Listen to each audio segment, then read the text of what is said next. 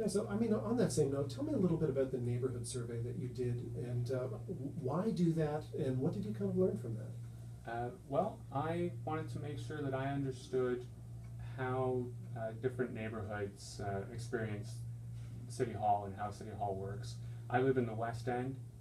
I don't know what really goes on in Moonglow on a regular basis, or in Gatchel and how Gatchel has changed over the last 4 years. So I had this thought of basically starting a conversation, because it's difficult to knock on a door, you know, just knock on somebody's random door and say, "Hi, would you vote for me, please?"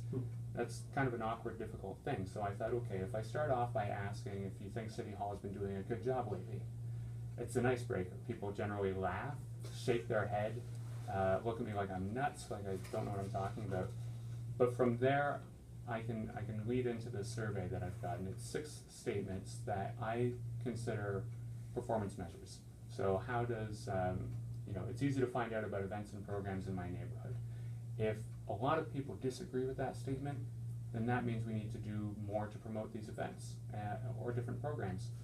But if a lot of them do, then great. How can we get even more people involved and better informed about things? So with everybody that I talk to, I've been trying to work towards the survey and the conversation. And so this morning I released the results on my website. So if you go to electmattalexander.com and click on the blog, there's an analysis of the results. And I've also made a release to the media so that you can get some attention on this, because people really feel like their voice isn't heard at City Hall. And what that does is it means that they don't provide their input as much either. So this is an idea of getting a sense of how they'd like to be engaged by City Hall, and performance measures. So at the end of 4 years, I'm hoping that there are more people who agree with these statements. So we could go through just what the statements are and what some of the results are. So that first question, it's easy to find out about events and programs in my neighborhood. We've got about 40% disagree with that statement. So in a lot of cases, what people have said was, oh, well, I don't really know what's going on in the neighborhood. And either that's because there isn't anything going on, or they're just not plugged in somehow. Either because they don't get an email, or they're not plugged into whatever group is putting something on. What I want to do as a counselor is have a Ward 1 newsletter, and it would be something that people could sign up for, and it would be delivered by email or to your door, and it would let you know what's coming up. So if there's a bake sale or some kind of an event at Delky Dozy, then people would know about it, and they'd be able to go. The second statement, my neighborhood has changed for the better in the past 4 years. It's a really subjective thing, but it gives you a sense of how people's expectations have changed. So that, you know, maybe they bought their house 30 years ago, and if they've noticed a major negative change in the last 4 years, then that sort of tells you something about how the city's being run.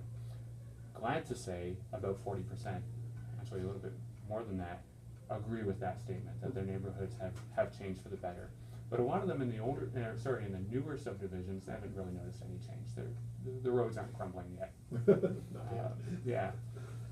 So the third question, my neighborhood gets the attention it needs from City Hall, sort of leads from that second question. So if the roads are falling apart, or the sidewalks are buckling, or there's flooding or snow clearing, that's what this question's about. And it's evenly split across the board. About 30% agree and about 30% disagree.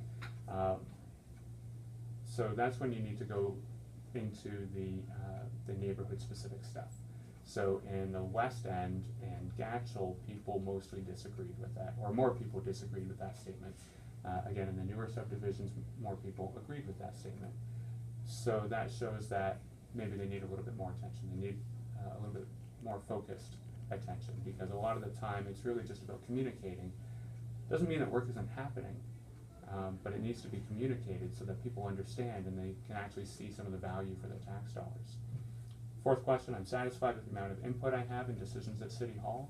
That's a big one for me, because there are requirements under the Planning Act for community consultation. And what you get, regardless, is that people say, well, I didn't know this was happening. I'm being notified at the last minute that this development is going through. I'm mad as hell and I'm not going to take it anymore. So in this case, the results were about 40% disagreed with the statement that they were satisfied with the amount of input they have. And that's because, you know, they've called 311 about something and it's taken weeks to get a response, and then it all fell apart afterwards anyway. And I should say, in all of these categories, there was a fairly high percentage of people who neither agreed nor disagreed. Right. So it's sort of, not that it invalidates the results, but it suggests that people are generally okay with things, or maybe they're just sort of apathetic about it. And that's something that is a challenge as well.